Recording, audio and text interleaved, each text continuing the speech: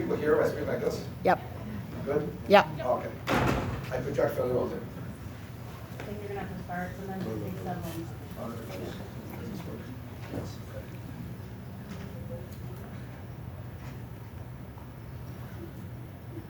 Okay. Okay. Thank you everyone for coming. I'm Benjamin Blanchard at the University of Chicago, and I should start off with saying, I think, and the last talk was about fish, that there's a bit of, I have to apologize for the bait and switch with my title. I had Phylogenomics in it, and I will talk some about the work I'm doing with Phylogenomics at the very end. It's not quite as far along as I want, and so I will be talking about the evolution of defensive traits in ants. And in particular, I'll be talking about a couple studies, the first of which is my work on defensive traits evolution and defensive traits trade-offs and diversification at a genus level across all ants. Then the second study will be about insights from ecological trials I've been conducting in Xishuangbaona Tropical Botanical Garden in southern China. And then I'll talk a bit about what I'm planning to do with phylogenomics and trait evolution in the genus from the ecological trials and talk about my future work there. So defensive traits have featured in many studies, and there are several studies across wide-ranging taxa on defensive traits increasing diversification rates, including chemical poisons in frogs, extrafloral nectaries as an ant-mediated defense in plants, and a hind leg jumping morphology in beetles, and these are just 3 examples out of hundreds of thousands. Similarly, trade-offs over evolutionary time, or evolutionary trade-offs have been addressed and invoked across many taxa as well. And this work suggests that understanding defensive traits and how they interact with each other and how they impact species diversification is important in any clade of interest. And speaking of clades of interest, the one I'm most interested in are ants.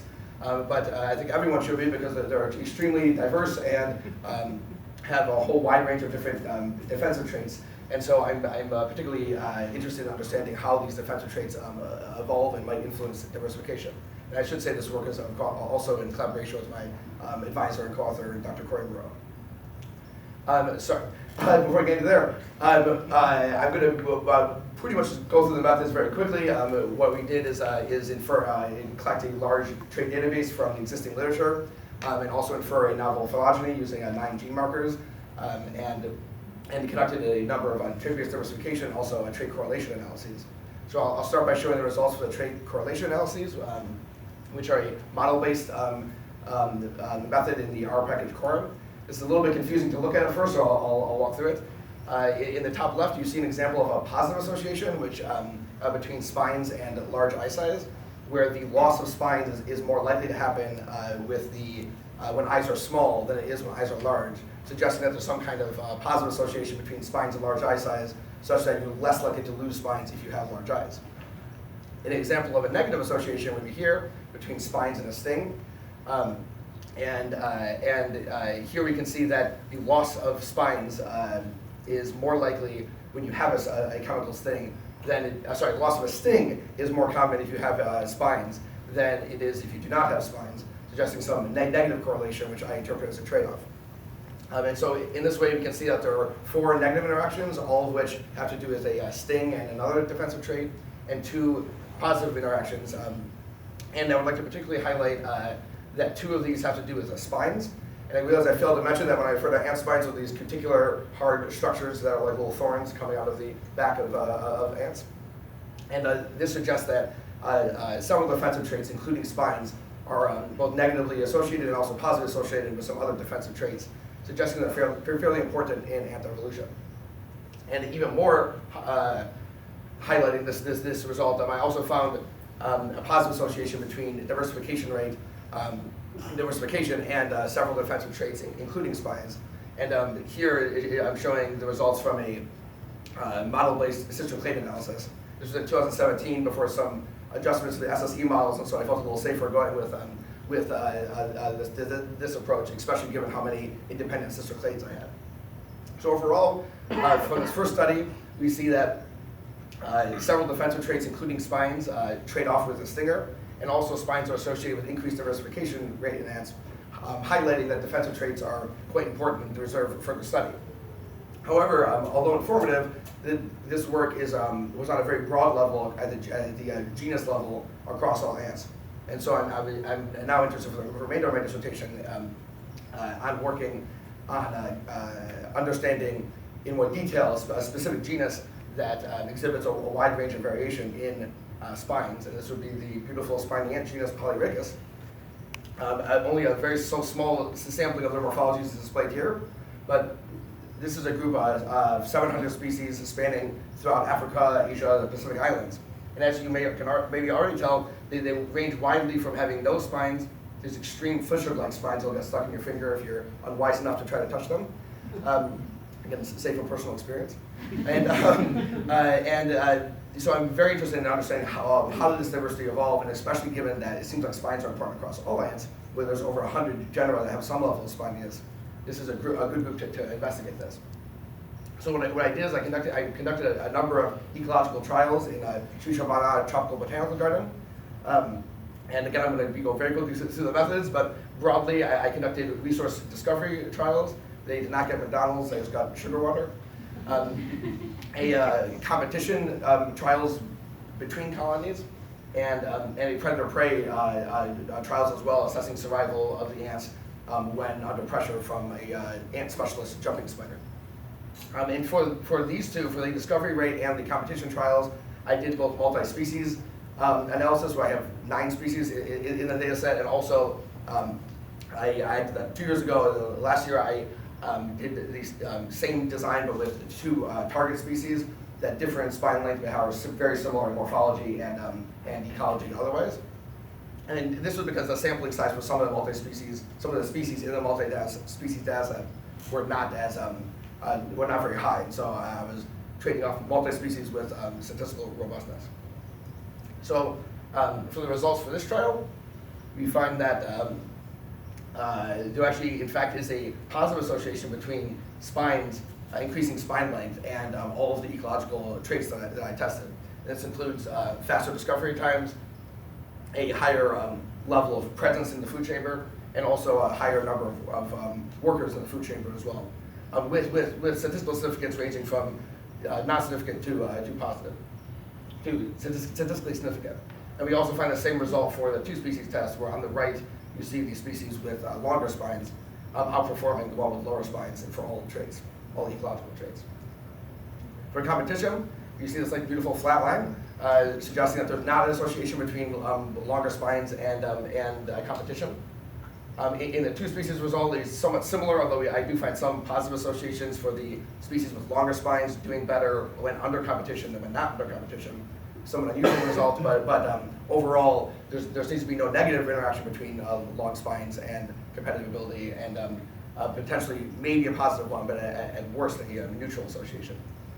And then for the anti-predator results, I find a trend or marginally significant result of the species with longer spines having higher survival after 24 hours when under predator pressure from the spider predator. So overall, I find that longer spines are associated with enhanced foraging behavior, enhanced competitive ability, and enhanced anti-predator ability. And so here, I don't find any trade-offs associated. It seems like having spines are just good. In the broad, for my first study, I found that spines across all ants seem to be positively associated with diversification. And here, they also seem to be very good pretty much only good in an ecological timescale. At the same time, one thing I didn't talk about in my first study is I did find lots of gains. I also found lots of losses of spines as well across the tree. So it still begs the question of, are there costs, and also what is driving the positive association between spines and these the ecological behaviors and diversification. Overall, I feel like it seems to me like the broad trait-based diversification analyses and Phylogenomics lab-based ecology trials support the escaping radius hypothesis, where evolving some defensive trait allows a clade to diversify into new ecological niches and subsequently speciate. But in order to test this, I want to actually use the phylogeny of Phylogenomics and do trait-based analyses with this group.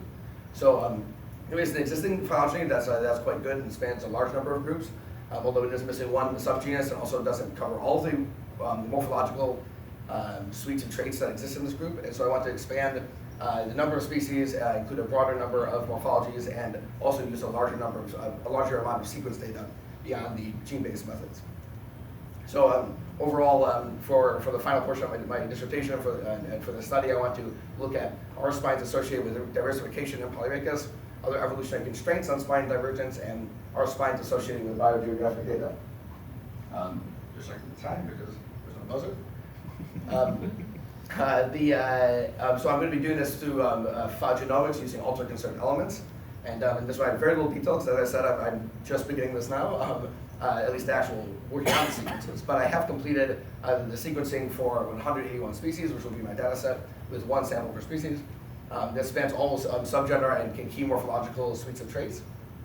And so what I've got to do is process the UC sequences, do phylogenetic reconstruction, and I want to gather, and I will be gathering morphological and biogeographic data to try to test the findings and probe more the results that I'm finding from the first two studies I presented. So stay tuned for that. And so overall, I find that some defensive traits, including spines, drive diversification in ants and trade off with a stinger. The spines are either beneficial and neutral for major ecological interactions and do not appear to carry short-term costs. And future work with UC phylogeny will test trait-based diversification informed by these ecological results. I'm excited to see if they conform with my two studies or even more excitingly, contradict them. And with that, I'd like to thank all of these people, including my PhD committee, the Monroe Lab, past and present, the institutions, especially the Shisha Mama Tropical Botanical Garden, my field assistants, who were very helpful. There was one who really liked to climb a tree, which helped to collect a lot of the colonies. And my collaborators and co-authors, Aki, Salvashir, and Stephanie, and my funding sources as well. And with that, I'll take any questions.